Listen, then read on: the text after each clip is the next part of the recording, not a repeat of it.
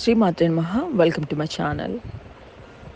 ఈరోజు హోర్నాడులో ఉన్న మాతా శ్రీ అన్నపూర్ణేశ్వరి దేవి ఆలయ విశేషాలు తెలుసుకుందాం. ముందుగా అన్నపూర్ణే సదాపూర్ణే శంకర ప్రాణవల్లభే జ్ఞాన వైరాగ్య సిద్ధ్యం భిక్షాం దేహి చ పార్వతీ. అన్నం నుండే సమస్త జీవులు సృష్టింపబడుతున్నవి. సమస్త జీవులకు ప్రాణశక్తి అన్నం నుండే ఉద్భవిస్తుంది. ఆకలి ప్రాణశక్తిని క్షీణింపచేస్తుంది. కనుక అన్నం, ప్రాణశక్తి, ఆకలి ఈ మూడు ఒకదానికొకటి అనుసంధానం కలిగి ఉన్నాయి. సమయానికి అన్నం లభింపకుండా ప్రతి జీవి అలమటిస్తాడు.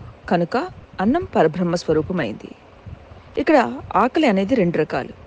మొదటి శరీర పోషణకు సంబంధించేది, రెండవది పరమార్థికానికి సంబంధించేది. ఈ రెండు ఆకళ్లను తీర్చే తల్లి శ్రీ అన్నపూర్ణాదేవి.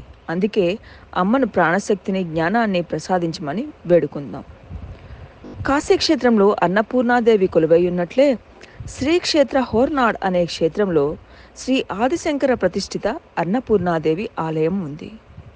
దాని స్థల పురాణం ఏంటో ఒకసారి తెలుసుకుందాం. ఆదిశంకరాచార్యులు భారతదేశం అంతటా పాదయాత్ర చేసి ఎన్నో పీఠాలను స్థాపించిన విషయం తెలిసిందే. ఒకసారి ఆదిశంకరాచార్యులు ప్రయాణిస్తూ ఉండి మార్గమధ్యంలో ఒక చోట ఆగారు. వారికి, వారి శిష్యులకి చాలా ఆకలి వేస్తుండటంతో ఆ పరిసరాలను ఒకసారి గమనిస్తే అది ఒక దట్టమైన అడవి ప్రాంతం. ఎక్కడ ఆతిథ్యం ఇచ్చే గృహాలు లేవని చుట్టూ చూశారు.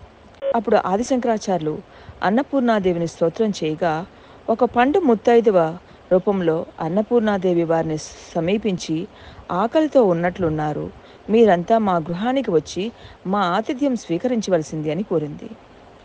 శంకరులు వారి శిష్యులు ఆ ముత్తైదు గృహానికి వెళ్ళగా అక్కడ పంచభక్ష పరిమాణాలతో షడ్రసోపితమైన అన్నం పెట్టింది.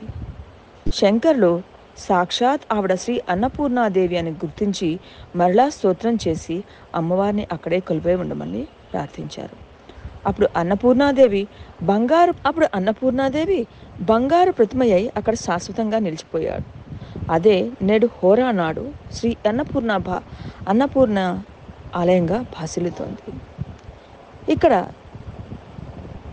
శ్రీక్షేత్ర అమ్మవారి ఆలయంలో అమ్మవారిని దర్శించుకొని ఎవరైతే ప్రసాదం పూర్ణాదేవి ఆలయంలో అమ్మవారిని దర్శించుకొని ప్రసాదం స్వీకరించిన వారికి ఈ జన్మలో అన్నపానీయాలకు లోటు ఉండదని ప్రతీతి.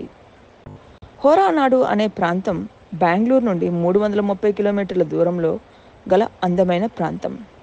ఇది శృంగేరి క్షేత్రం నుండి 75 కిలోమీటర్ల దూరంలో, బెంగళూరు నుండి 330 కిలోమీటర్ల దూరంలో ఉంది.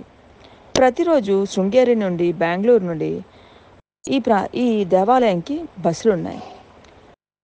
కర్ణాటక రాష్ట్ర ప్రభుత్వం ఇప్పటికీ ప్రభుత్వ బస్సులే కాకుండా కొన్ని ప్రైవేట్ బస్సులను కూడా శరన్నవరాత్రులు తర్వాత వసంత నవరాత్రుల్లో ప్రత్యేకంగా బస్సులను ఏర్పాటు చేస్తుంది.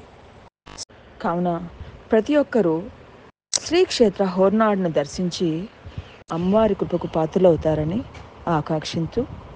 శ్రీమాత్రే నమః. స్వస్తి. If you like my channel, please watch and subscribe.